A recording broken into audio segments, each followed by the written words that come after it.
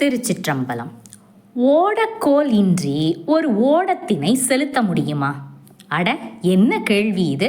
கோலின்றி எவ்வாறு ஓடத்தினை நீரினில் செலுத்த முடியும் என்றுதானே நினைப்பீர்கள்.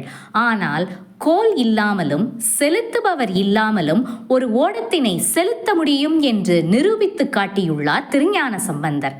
ஆச்சரியமாக இருக்கிறது அல்லவா? ஆம், திருஞான சம்பந்தர் பெருமான் திருக்கொள்ளம்பூதூர் எனும் சிவத்தலத்திற்கு செல்ல ஓடத்தினை கோல் இல்லாமலேயே நீரினில் செலுத்தியுள்ளார். அவருடைய வலத்தையே கோலாக கொண்டு ஓடத்தினை செலுத்தி மறுகரை சேர்ந்துள்ளார். எவ்வளவு ஆபத்து நிறைந்தது இப்படி கோல் இல்லாமல் ஓடத்தினை செலுத்துவது! அந்த ஆபத்து தெரியாமலா ஞானசம்பந்தர் பெருமான் ஓடத்தில் ஏறினார்? அவர் கோல் மீது நம்பிக்கை வைக்காமல் அந்த இறை மீது நம்பிக்கை வைத்து பயணத்தை தொடங்கினார். ஆகவே அவரை எந்த ஒரு ஆபத்தும் நெருங்கவில்லை. நாமும் நம் வாழ்வில் சந்திக்க இருக்கும் பல பல ஆபத்துகளிலிருந்து தப்பித்து இறையருள் பெற இந்த பதிகத்தை தினமும் ஓதி வரலாம். கொட்டமே கமழும் கொள்ளம்பூதூர் நட்டம் ஆடிய நம்பனை உள்க செல்ல உந்துக சிந்தையா தொழ நல்குமாறு அருள் நம்பனே. இந்த பதிகத்தின் பின்னணி பற்றி முதலில் பார்க்கலாம். பாண்டிய மண் ஆன மதுரையில் வெற்றிகரமாக சமணத்தை வென்று சைவத்தை நிலைநாட்டிவிட்டு சோழ நாடு திரும்பிய ஞானசம்பந்தர் திருக்கொள்ளம்பூதூர் எனும் இந்த தலத்திற்கு வந்தார். அங்கே முள்ளியாறானது வெள்ளம் பெருக்கெடுத்து ஓடியது. முள்ளியாற்றை ஓடத்தில் கடந்தால்தான் கொள்ளம்பூதூர் இறைவனை வணங்க முடியும். ஆற்றில் வெள்ளம் அதிகமாக இருந்ததனால் ஓடங்களை செலுத்துவோர்கள் ஓடங்களை கரையில் கட்டிவிட்டு சென்றிருந்தனர். இறைவனை காணும் ஆவலால் வெள்ளம் வடியும் வரை காத்திருக்காமல் திருஞான சம்பந்தர் அங்கிருந்த ஒரு ஓடத்தினை அவிழ்த்து அதில் தானும் ஏறி ஆடியார்களையும் ஏற்றிக்கொண்டார். ஓடத்தினை செலுத்துவதற்கு கோலும் ஓடக்காரனும் வேண்டுமே. இந்த இரண்டும் இல்லாமல் ஓடத்தினில் ஏறினால் என்னவாகும்? ஓடம் கவிழ்ந்து மூழ்கிவிடும் ஆபத்து இருக்கிறது. ஆனால் திருஞான சம்பந்தரோ தனது வலிமையையே கோலாக கொண்டு இறைவனை துதித்து பாடி ஆபத்திலிருந்து மீண்டார். ஆம், ஓடம் தானே மறுகரைக்கு ஞான சம்பந்தரையும் மற்ற அடியார்களையும் அழைத்துச் சென்றது. துடுப்புகள் ஏதுமின்றி ஓடக்காரர்கள் உதவியின்றி ஓடம் வெள்ளத்தை கடந்து அடுத்த கரை சென்ற அதிசயம் நிகழ்ந்தது. அப்பா, எவ்வளவு பெரிய ஆபத்திலிருந்து திருஞான சம்பந்தரை காப்பாற்றினார் ஈசன் சிவபெருமான்! எப்படி ஞான சம்பந்தரை ஆபத்திலிருந்து காப்பாற்றினாரோ அவ்வாறாகவே நம்மையும் ஈசன் பல ஆபத்துகளிலிருந்து காப்பாற்றுவார். அதற்கு நாம் செய்ய வேண்டியது இந்த பாடலை தினமும் ஓதி வருவதுதான். இறைவன் பால் மிகுந்த நம்பிக்கை வைத்து இறைவனின் அருளை வேண்டி இந்த பாடலை நாம் தினமும் பாடலாம். சரி, வாருங்கள் நாம் பாடலின் பொருள் என்னவென்று பார்க்கலாம். கொட்டமே கமழும் என்று இந்த பாடலை தொடங்குகிறார் சம்பந்தர் பெருமான். கொட்டம் என்றால் வாசனை என்று பொருள். நல்ல மனம் கமழும் திருக்கொள்ளம்பூதூர் என்று தலத்தினை வருணிக்கிறார்.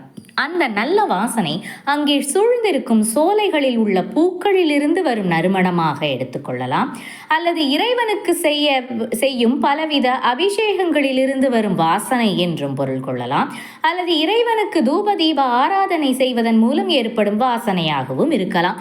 எது எப்படியோ நல்ல மனம் கமழும் அந்த கொள்ளம்பூதூர் திருத்தலத்திற்கு தான் செல்ல வேண்டும் என்று ஞானசம்பந்தர் பெருமான் முடிவு செய்து விட்டார். முடிவு செய்து பாடலையும் துவங்கிவிட்டார். சரி, தான் அந்த ஓடத்தில் செல்ல வேண்டும் என்பதனை ஓடக்காரரும் கோலும் இல்லாமல் அந்த ஓடம் எப்படி செல்ல வேண்டும் என்பதனை இறைவனிடம் எப்படி வேண்டுகிறார் பாருங்கள். அடுத்த வரியில் பாடுகிறார். நட்டம் பயின்றாடும் நம்பனை உள்க. ஈசன் சிவபெருமானின் செயலாக எத்தனையோ செயல்கள் இருக்க இங்கே ஞானசம்பந்தர் பெருமான் குறிப்பிடுவது அவரது திருநடனத்தை பற்றி. இந்த உலகத்தின் இயக்கமே ஈசனின் திருநடனம்தான். ஏன், இந்த உயிருக்குள் இருக்கும் அந்த இதயத்தின் இயக்கமும் ஈசனின் திருநடனம்தான். ஆகவே எப்போதும் திருக்கூத்து நடத்தும் சிவபெருமானை நம்பன் என்று கூறுகிறார். அது என்ன நம்பன்? எல்லா உயிர்களின் தேவைகளையும் சிவபெருமான் நிறைவேற்றி வைப்பதால் சிவபெருமான் மீது நம்பிக்கை வைத்து அனைத்து உயிர்களும் தங்களது விருப்பங்களை தெரிவிக்கின்றன. இதனை உணர்த்தும் வகையில்தான் அவரை நம்பன் என்று புகழ்கிறார் ஞானசம்பந்தர். அந்த நம்பனை நாம் என்ன செய்ய வேண்டுமாம்? தினமும் தியானிக்க வேண்டுமாம். அதைத்தான் நம்பனை உள்க என்கிறார். உள்க என்றால் தியானம் செய்தல் என்று பொருள். அப்படி சிவபெருமானை தியானிப்பதால் இதோ இப்போது இந்த ஓடமாவது ஆற்றினை கடந்து செல்ல தனக்குத்தானே தள்ளப்படுவதாக என்று பாடுகிறார். அதைத்தான் செல்ல உந்துக என்று பதிகம் முழுவதும் பாடல்தோறும் பாடுகிறார்.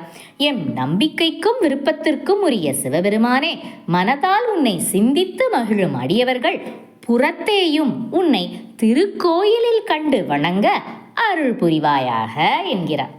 சிந்தையார் தொழ நல்குமாறு அருள் நம்பனே என்கிறார். நம்பிக்கைக்கு பாத்திரமான நம்பனே, உன்னை நம்பினோர் கைவிடப்படார். ஆகவே இந்த ஓடமானது கோலும் செலுத்துவோரும் இல்லாமல் மறுகரைக்கு சென்று சேரட்டும் என்று பொருள் பதிய பாடுகிறார். காந்தார பஞ்சம பண்ணில் இனிமையாக திருஞான சம்பந்தர் பாட மனமுருகிய சிவபெருமான் அவரை மிக பெரிய ஆபத்திலிருந்து மீட்டெடுத்தார். ஆம், ஓடம் தானாகவே மறுகரை சென்று சேர்ந்தது. திருஞான சம்பந்தரும் திருக்கொள்ளம்பூதூர் இறைவனை வணங்கி மகிழ்ந்தார். ஆகவே நாமும் வாழ்வில் எழப்போகும் மிகப்பெரிய ஆபத்துகளிலிருந்து நம்மை பாதுகாத்துக் கொள்ள இந்த பாடலை தினமும் ஓதி வருவோமாக. ஈசன் அருள் பெறுவோமாக. திருச்சிற்றம்பலம்.